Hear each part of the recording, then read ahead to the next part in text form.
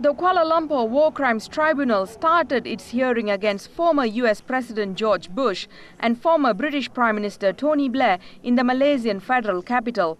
This is the first time that war crimes charges are heard against the two former heads of states in compliance with due legal process. The Kuala Lumpur War Crimes Commission said both Bush and Blair had participated in the formulation of executive orders and directives to exclude the applicability of all international conventions and laws. This include the Geneva Convention, Convention Against Torture, Declaration of Human Rights, and the United Nations Charter in relations to the wars launched by the US and Britain in Afghanistan and Iraq. Until today, there has been no judicial pronouncement based on the facts and the evidence pertaining to the invasion of Iraq. This has been based on an investigation since 2009, right? So the complaints were received from the war victims and investigated by the Kuala Lumpur War Crimes Commission. This hearing comes after 2 years of investigation by the Commission, which heard shocking testimonials from war victims.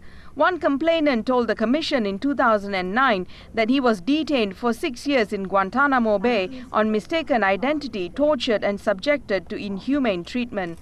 An Iraqi woman prisoner said she was used as a human shield while being transported on a helicopter by being placed near the open doors. It is very important that this tribunal make a sound judgment against Bush and Blair that will indicate their, in this trial, responsibility for waging a Nuremberg crime against peace, which is along the lines of what the Nazis did in World War II.